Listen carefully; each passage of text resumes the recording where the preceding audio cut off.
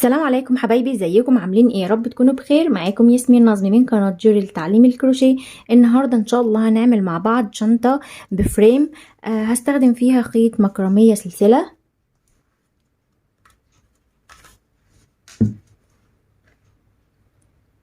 سمك الخيط وسط، وفريم 20 سنتي. هستخدم مع الخيط ده ابره 4 ملم. يلا نبدا على طريقه العمل. لو اول مره بتشوفيني يا ريت تشتركي عندي في القناه وتفعلي الجرس وتسيبي لي كومنت تقولي لي رايك ايه في الشنطه، وبتشاهديني من اي بلد. يلا بينا على طريقه العمل. الفريم ده عرضه 20 سنتي. لو عايزه تشتغلي على فريم اكبر هقولك الطريقه. هتفتحي الفريم بالشكل ده وهتشتغلي سلسله بعرض الفريم، هتطلعي سطور بعرض برضو الطول بتاع الفريم، بحيث ان انت تعملي قاعده بنفس الحجم ده. هعمل عقدة بداية وهرتفع عدد سلاسل الطول ده.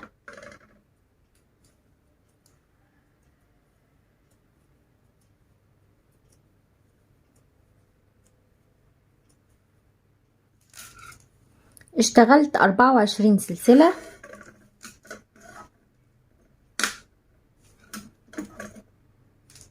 بالشكل ده كده.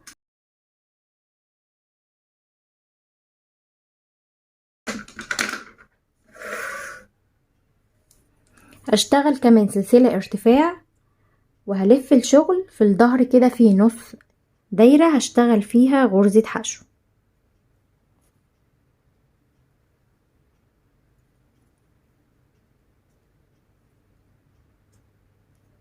اللي بعديها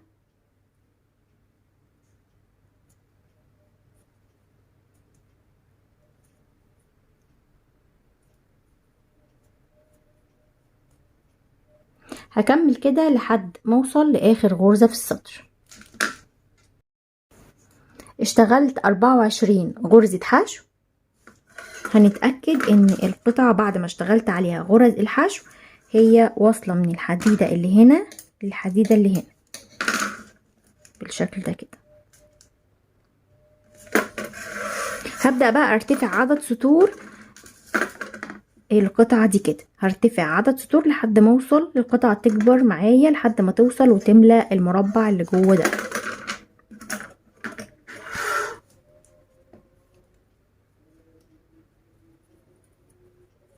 هرتفع سلسلة وهلف الشغل تحت الحلقتين. هشتغل غرز حشو.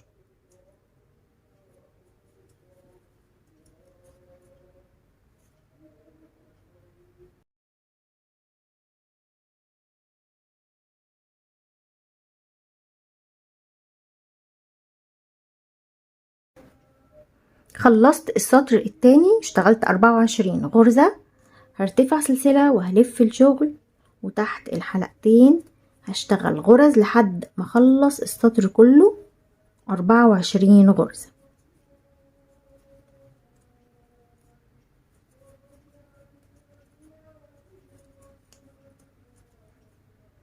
هخلص السطر وارتفع سلسلة والف الشغل وارجع تاني السطر اللي بعده غرز حشو تحت الحلقتين لحد ما ارتفع عدد سطور عرض القاعدة الفريم كده من الداخل، عشان هي دي هتبقى القاعدة، وارجع اكمل معاكم. ارتفعت 16 سطر.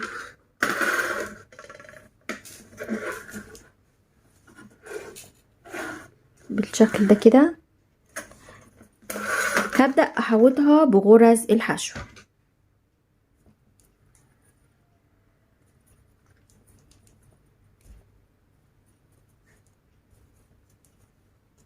دي اخر غرزة معايا في السطر. هرتفع سلسلة وفي نفس المكان هشتغل غرزة حشو.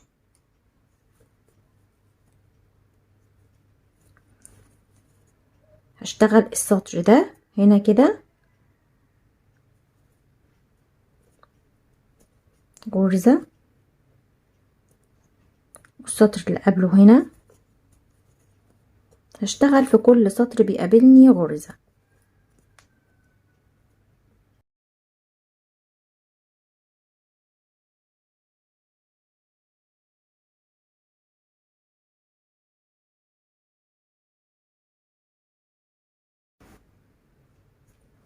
هاجي هنا تحت الحلقتين بالشكل ده كده،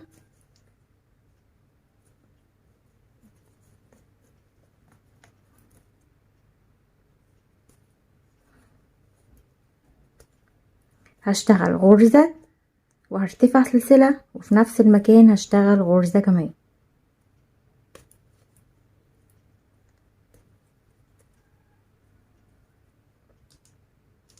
هكمل هنا في كل غرزة غرزة واحدة بس لحد ما اوصل هنا.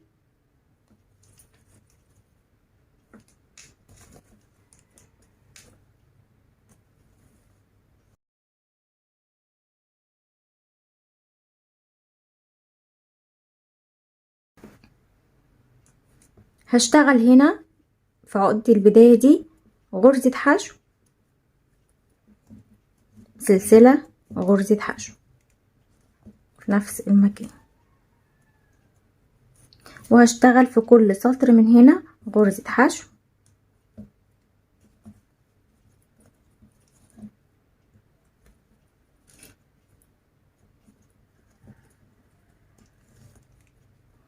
لحد ما اوصل هنا، وهشتغل غرزة حشو سلسلة او غرزة حشو، وهشتغل هنا كمان لحد ما اوصل لمكان التزايد اللي انا اشتغلته غرزة حشو سلسلة وغرزة حشو، ونقفل السطر مع بعض. خلاص كده في كل جنب اشتغلت غرزة حشو سلسلة وغرزة حشو، وخلاص وصلت هنا. هقفل السطر في السلسلة، عشان هنا اشتغلت غرزة حشو سلسلة وغرزة حشو. هاجي هنا الغرزة الحشو الاولانية دي اشتغلت فيها، السلسلة دي هي اللي هقفل بيها غرزة منزلقة.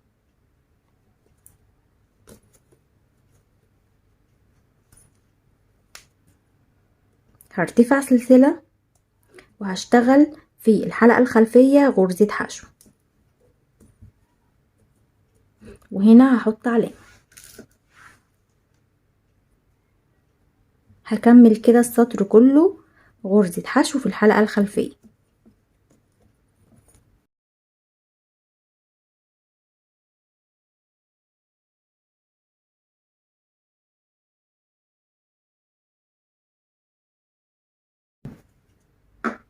اشتغلت السطر ده كله غرزة حشو في الحلقة الخلفية لحد ما وصلت هنا للعلامة. هشيلها وهشتغل تحت الحلقتين برضو غرزة منزلقة. هرتفع سلسلة وهشتغل برضو السطر اللي جاي ده غرزة حشو في الحلقة الخلفية. هحط العلامة تاني. هكمل كده السطر ده غرزة حشو في الحلقة الخلفية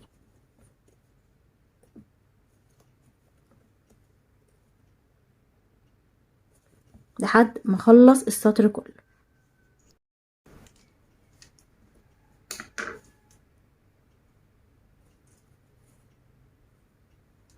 ده كده تاني سطر اشتغله.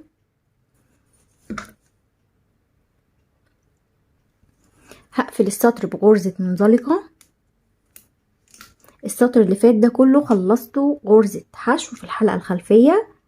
هشيل العلامة واشتغل مكانها غرزة منزلقة وارتفاع سلسلة. هلف الشغل بتاعي وهشتغل في الحلقة الخلفية والحلقة اللي تحت دي اول غرزة، واشتغل حشو.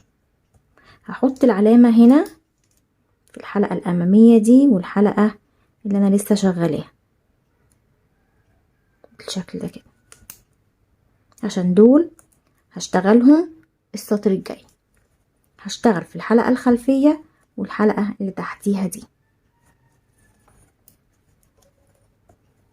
في الحلقة الخلفية والحلقة بتاعة السطر اللي فات.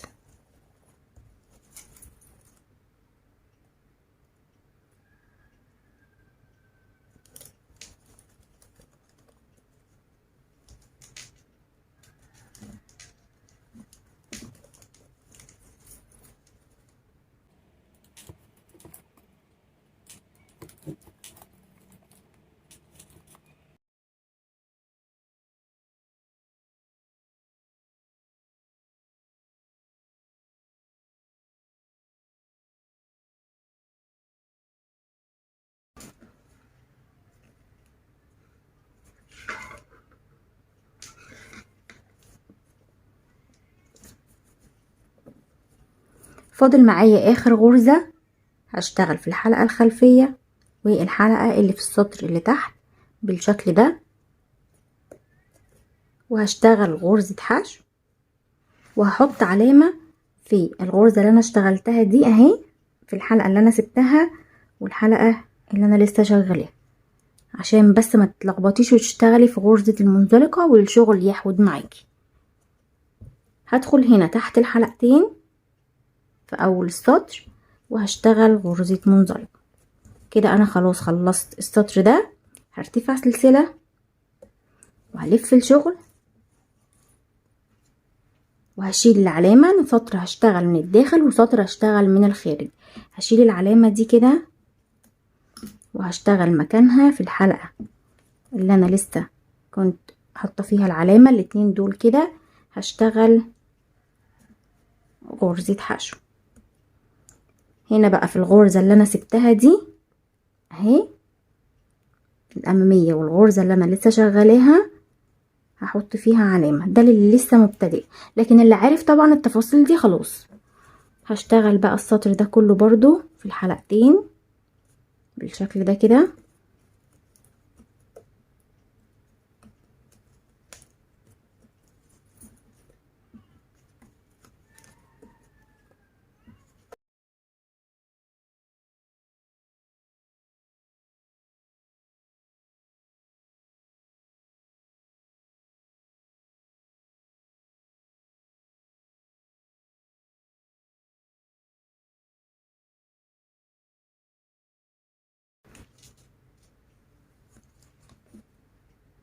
خلصت السطر ده كله، فاضل بس معايا مكان العلامة. هشيل العلامة دي واشتغل مكانها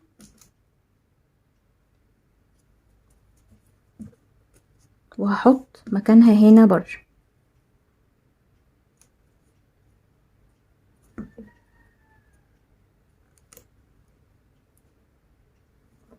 هقفل السطر بغرزة منزلقة تحت الحلقتين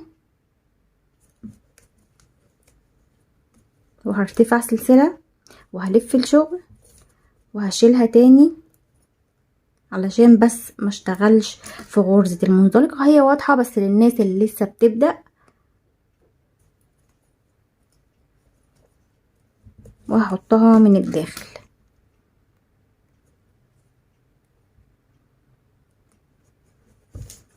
هشتغل السطر ده كله في نفس الحلقتين بالشكل ده كده.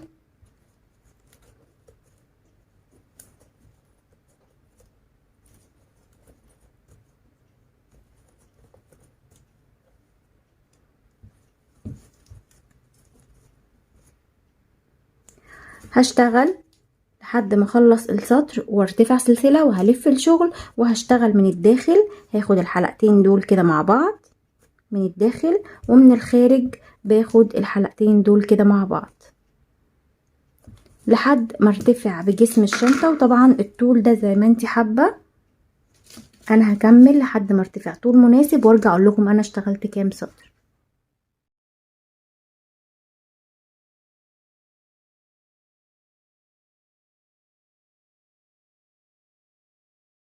ارتفعت 36 سطر.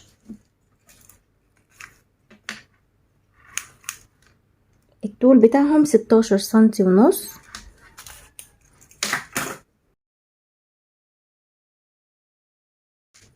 هبدأ افصل الخيط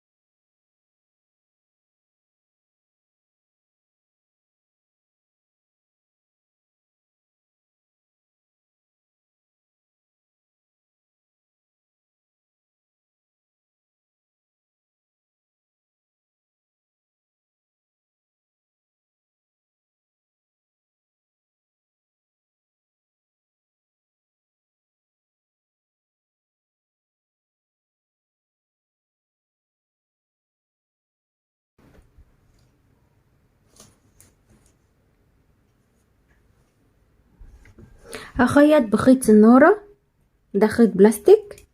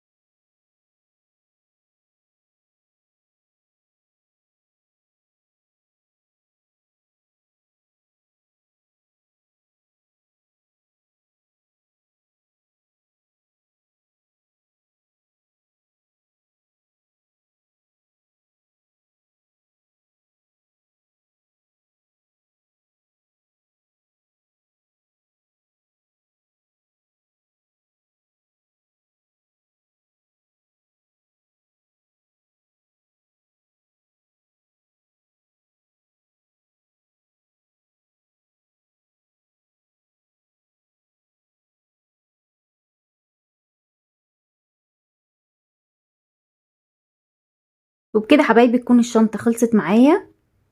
الشنطة اخدت نص كيلو خيط، خدت بكرتين بالظبط. ان شاء الله تعجبكم وتنفذوها وتطلع معاكم حلوة جدا. لو عجبك الفيديو ما تنسيش تحطي لايك للفيديو واشتركي في القناة وفعلي الجرس وسيبي لي كومنت قولي لي رأيك ايه في الشنطة، وبتشاهديني من اي بلد. منتظرين ان شاء الله فيديو جديد، والسلام عليكم ورحمة الله.